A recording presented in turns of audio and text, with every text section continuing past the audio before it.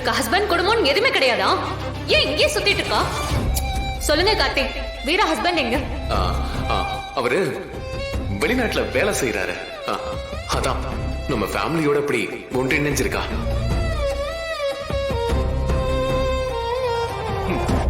முட்டாள்தனமா பேசாத மது.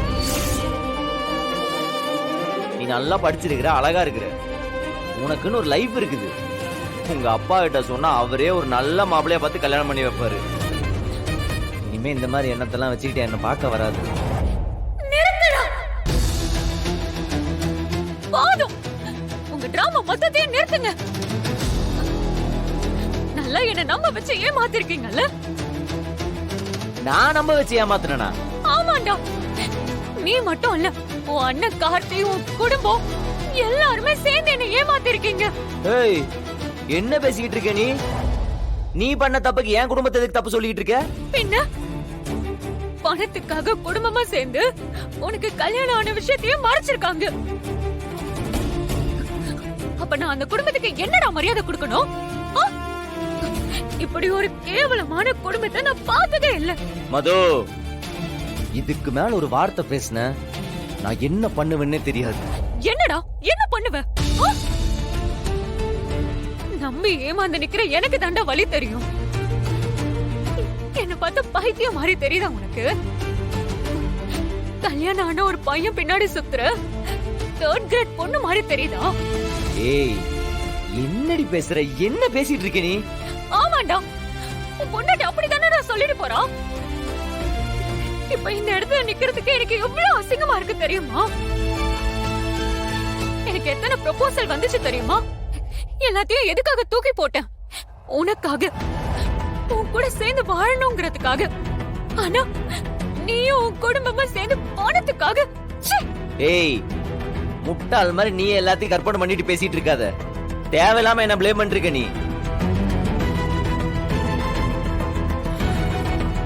ஏதோ முடிஞ்சது முடிஞ்சு போச்சு.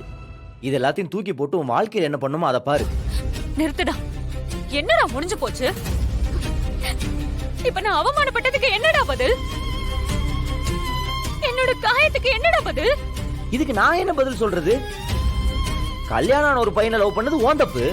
டேய் டேய், உன் அண்ணன் கார்த்திக் கிட்ட போய் கேளுடா. அவன் தாண்டா உனக்கு கல்யாணம் ஆகலன்னு சொன்னான். கூட பிறந்த அண்ணனே உனக்கு கல்யாணம் ஆகலன்னு சொல்லும்போது அது எப்படிடா என்னால நம்பாம இருக்க முடியும்? இவன் என்ன கேக்குறான்? வாயை திறந்து சொல்றா, என்ன சொல்லி வச்சிருக்க? மதுக்கிட்ட எதுக்கு எனக்கு கல்யாணம் ஆகலன்னு சொல்லிருக்க? ஆகா, பிரச்சனை கிளைமேக்ஸ்க்கு வந்துருச்சு போலயே. டேய் டேய் மாறா, டேய், அது வந்து உனக்கு கொஞ்சமாவது அறிவு இருக்கா? எவ்வளவு பெரிய தப்பு பண்ணிருக்கேன்னு தெரியுமாடா?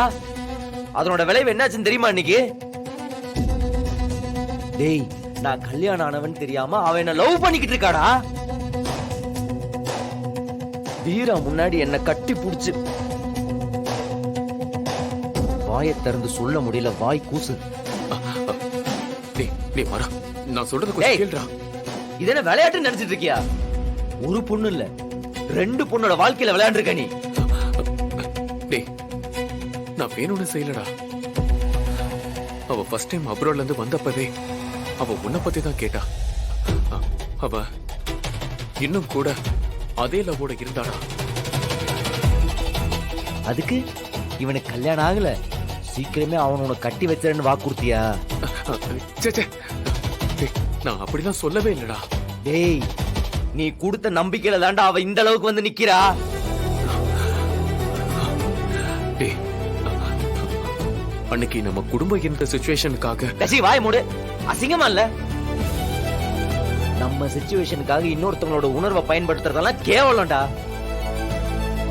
எப்படி உனக்கு இப்படிலாம் செய்ய தோணுச்சு? டேய், சரிடா, என்ன மன்னிச்சிடுறா. நான் கூட மதுக்கிட்ட உண்மையை சொல்லலாம் தான் நினைச்சேன். எவ்வளவு வாட்டி ட்ரை பண்ண. ஆனா டேய், பொய் சொல்லாத. நீ ட்ரை பண்ணவே இல்லை.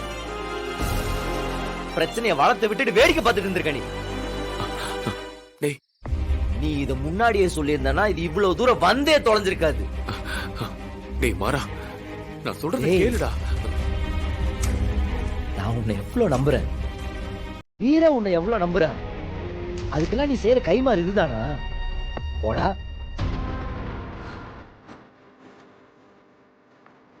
ஆனா ஒண்ணு, நாளைக்கு மதுனால ஏதாவது பிரச்சனை வந்துச்சு, அதுக்கப்புறம் இருக்கு உனக்கு. டேய், இப்ப மது என்னடா சொல்றா? நமக்கு கொடுத்த காசை அவ திரும்ப கேக்குறாளா? அவனை ஏதாவது பேசுனா பைத்தியக்காரன் நாய், அறிவு இருக்காடா உனக்கு? நம்ம குடும்பமா சேர்ந்து ஏமாத்தான்னு சொல்லிட்டு இருக்காடா அவ.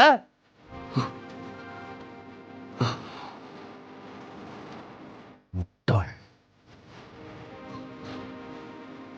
அப்படியா சொன்னா? பின்ன வேற எப்படி சொல்லுவா? டேய், நம்ம கிட்ட பணம் இல்லாம இருக்கலாம்டா, பிளாட்ஃபார்ம்ல கூட படுத்துக்கலாம்டா.